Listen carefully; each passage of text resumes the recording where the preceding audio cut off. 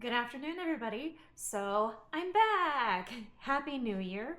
I did take some time away for the holidays and enjoyed my very chill time. I hope you guys got to have a chill time as well, as relaxing as it could be given the state of affairs in the world right now. So today, what we're gonna do is a mead that I'm going to call Sasquatch Blood.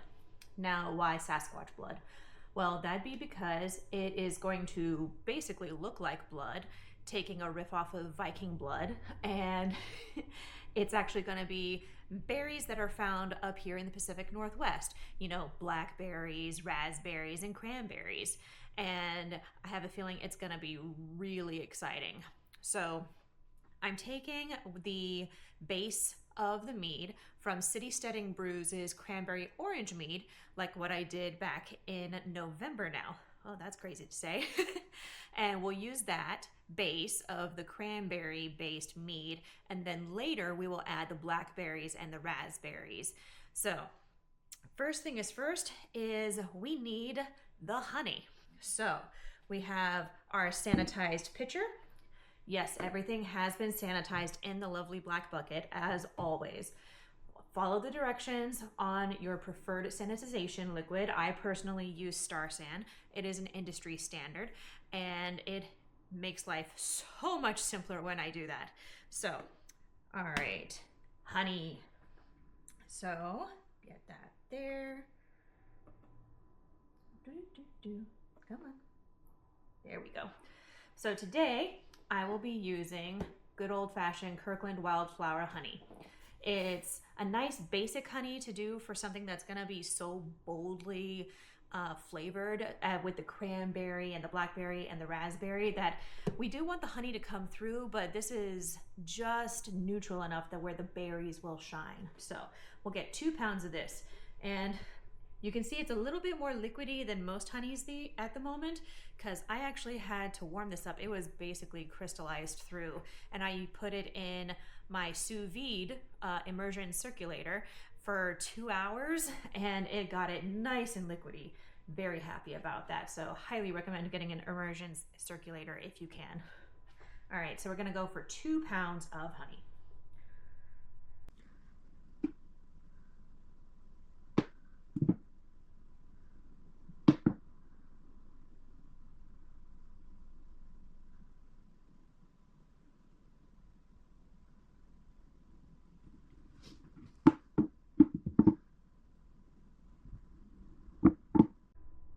Looks like I'm gonna get about 1 pound out of this.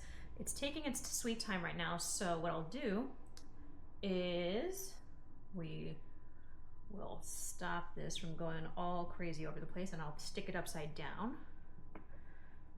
And it's only got 2 ounces left in that based on what I have on the scale, so we'll go ahead and do the other pound with this one.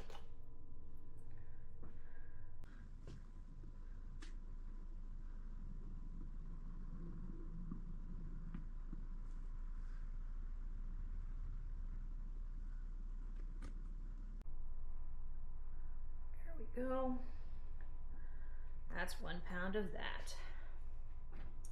Now, why am I doing 2 pounds? Well, because the cranberry juice has some sugar, and when we start out with the honey, it has about a gravity of 0.035 per gallon, and so 2 pounds of that makes it at 0.070. And then you add what is in the cranberry juice, which is about 1/2 pound of sugar in the whole bottle of 96 ounces. And so once you have that, sugar is about a gravity of 0.046 per gallon. And so we do half of that. And so it's about 0.023. Add the two together, we have 0.9293, and so at that point the brew should be at about 12%. Now I say that it could be at 12%. Once we run it dry and then add the berries, it could ferment again, so it could get even stronger. And fully admit that it'll be harder to tell what the ABV is at that point, but we'll have a good guesstimate. Okay. So that's what I can get easily out of that. What I'll do now is take my cranberry juice and pour some of it in there so that we can grab all of it.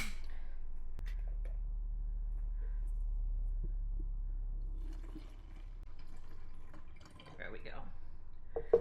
And then we shake it up, which is actually gonna be great because we need to aerate anyway.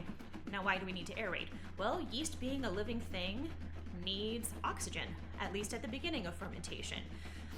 Once alcohol is present after it's had time to replicate and create alcohol, that's when oxygen is bad. At this moment, oxygen is good. There we go. There. Let's get the scale out of the way.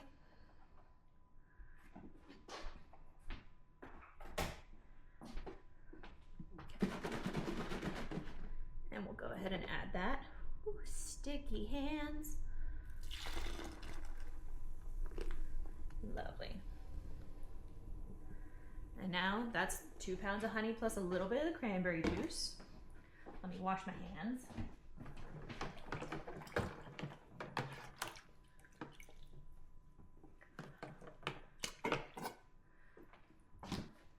And now we'll glug in all the cranberry juice because it's only about 96 ounces. So I'll have plenty of room in my 5-quart pitcher.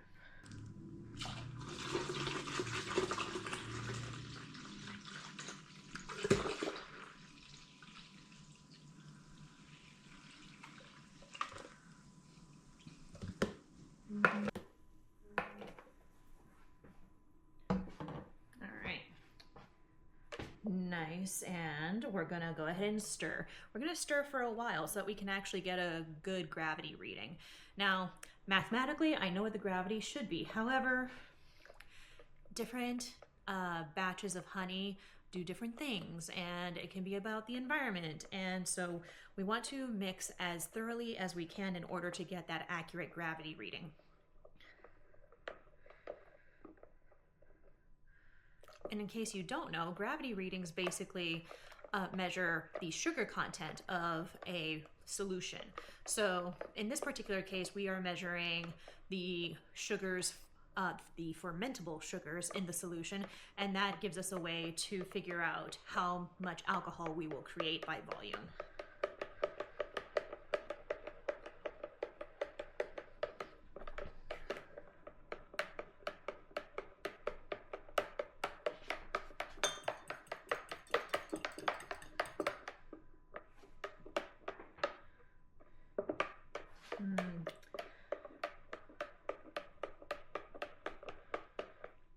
Trying to hydrate my yeast, and I'm afraid that this yeast might be dead, which will put a damper in things.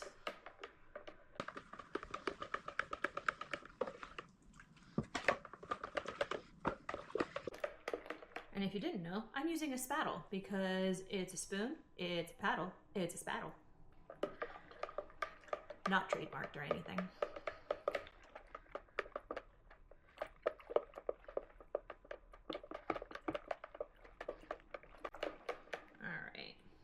Looks like there's no more honey on the spattle, so now it'll go in the fermenter.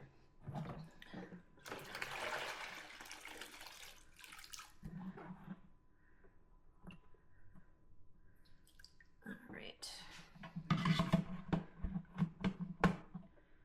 And in we go.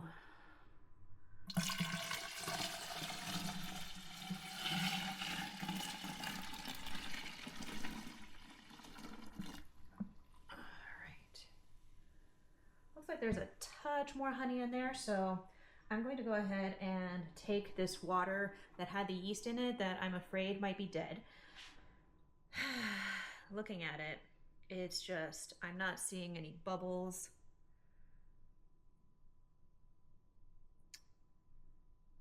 I'm seeing a bubble. It might be alive. It just needs a little bit of a boost. So I'll go ahead and put it in this pitcher so that we can grab the last of that honey and then I'll put it into the fermenter.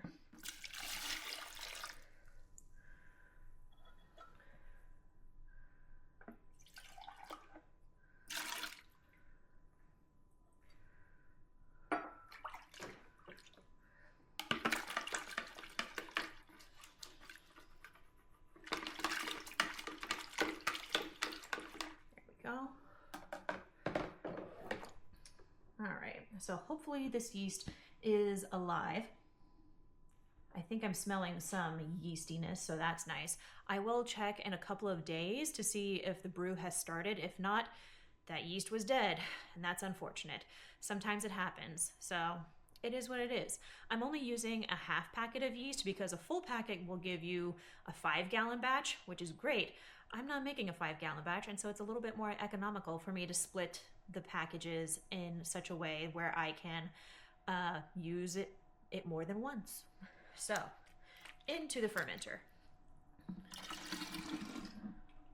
There we go. And finally going into the fermenter is a little bit of Fermade-O. Now, Fermade-O is a yeast nutrient. Yeast need nitrogen. Honey is not known for having a whole lot of nitrogen, so adding a little bit of Fermade-O is definitely helpful. We'll just add that in. There we go. So all of that is mixed in. Delightful. Yay. Now we got to take a couple of measurements. So what I want to know, there's a couple of things. I would need to know the pH of the solution. So I'm going to take a small bit out.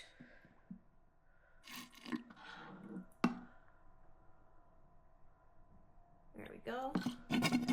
And I'm going to use my pH meter.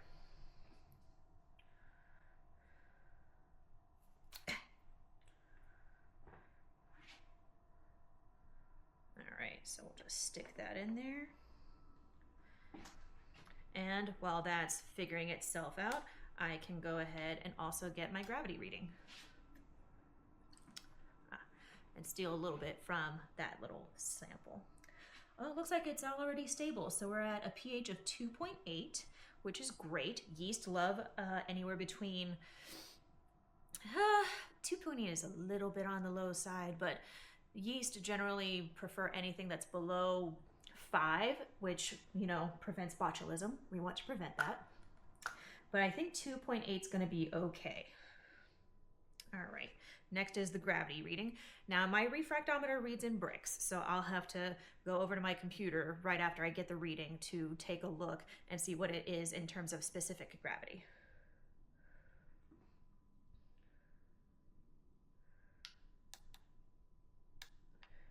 Here's that. Put that back in there. All right. So we've got 24.8 bricks. All right, so according to my refractometer, it's a 1.105 gravity reading, which is a bit higher than we thought. So again, that happens. There might have been a little bit more sugar content in this particular batch of honey. There could have been some sort of something somewhere else. Each batch of honey is different because it's a natural product. So we've got a gravity reading, we've got a pH reading, and so, with that gravity reading, it means that the brew has a potential of getting to 13.7%. And so once we add the berries, there's a fair chance this brew might actually hit 15%. So it's going to be a strong lady, which I don't mind, but I think there's a possibility in the future that we may try for something a little bit lower ABV. Who knows? But for now, we've got the brew, it's got its yeasty bits in it, it's gotten a pH reading, and it's gotten nutrients. What do I need? I need 2 more things. So we need some wine tannin, which will help with that lovely mouth feel that we have when it comes to winemaking. When you drink a red wine, it kind of dries that sides of your tongue sort of feeling. Love that feeling with the red wine, and we just want a smidgen of it in this particular brew. So we're just going to add in a half a teaspoon according to the manufacturer's directions. Here we go. And that'll just do its thing. It'll clump together, but it'll distribute itself just fine. And finally, wipe that off a little bit. We're gonna add half a teaspoon of pectic enzyme. Now, why am I doing that? Well, these berries, cranberries, blackberries, and raspberries, have this product called pectin in them, which allows it to gel and make our lovely friends of jellies and jams and preserves that get it nice and gooey, which is lovely. However, it makes for a very hazy looking brews, whereas we like to have something that's a bit more crystal clear, and pectic enzyme breaks down that pectin in order to do that. So I'll put in a half teaspoon now, and there's a fair chance I'll put in a teaspoon again later when we add the berries, just because there's going to be a lot of berries. I'm planning on 2 pounds of blackberries and 2 pounds of raspberries for this brew, so it's going to be fun. All right, I'm going to give it one more good stir to distribute that pectic enzyme. It'll figure itself out over time, just like everything else. All right, so we've gotten the enzyme, we've gotten the tannins, we've got the yeast, got the gravity reading, gotten the pH, and it's got the honey and the juice and the water. I think we're set to go. Last thing we're gonna do is put the lid on.